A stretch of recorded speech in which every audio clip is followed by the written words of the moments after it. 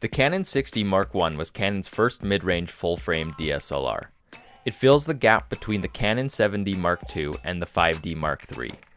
Although it sits between the 7D and the 5D, it's more closely related to the Canon 60D but with a full-frame sensor. Since the new Canon 60 Mark II came out, the 60 Mark I has dropped to $999 on Amazon from $1,699.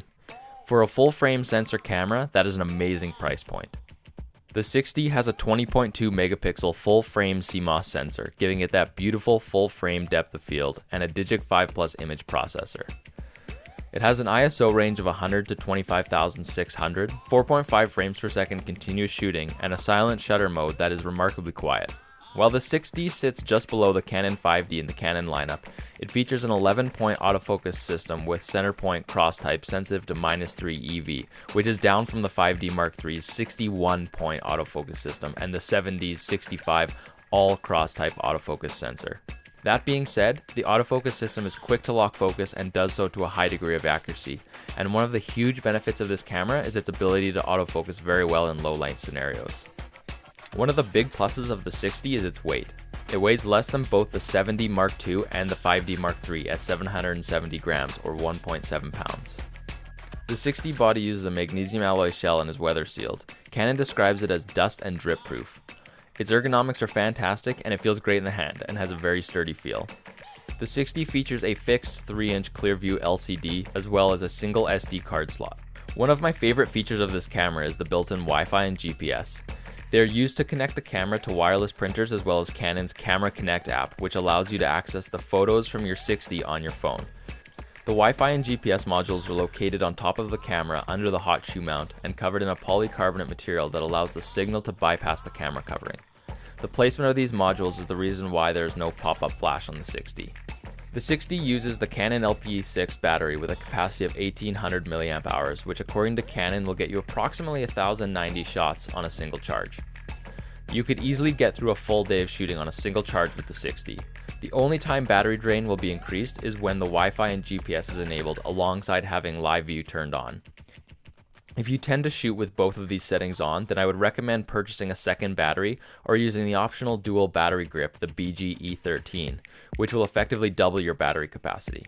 In the menu system, you can decide your RAW and JPEG settings and what resolution you want for each. Now getting into video, the camera's video mode can be switched on via the switch on the back of the camera. The 60 can shoot all-I or IPB compression and H.264 or MPEG-4 codec.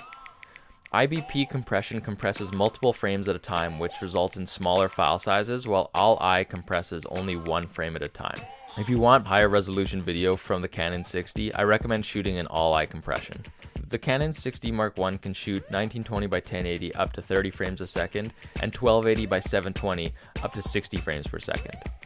You can record stereo sound with external microphones, and the max file size per clip is 4 gigs with a max clip recording of 30 minutes. So right now, I'm being filmed on the Canon 60 Mark I at 1080p 24 frames a second in all-I compression. Audio is being recorded through the connected Rode VideoMic Pro.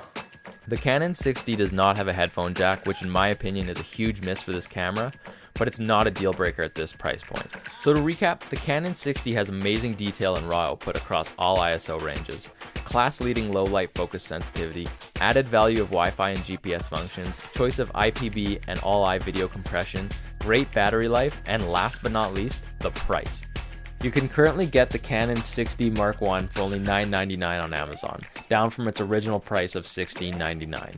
For all of the features and performance packed into this full-frame camera, along with the budget-friendly price, the Canon 60 is a very attractive camera, and I think if you're in the market for a full-frame camera without shelling out the money for a 7D Mark II or a 5D Mark III, then this is the camera for you. I hope you guys enjoyed this video, and if you have any other comments or questions, leave them in the comments section below. I've also placed the links to all the products from this video below in the description.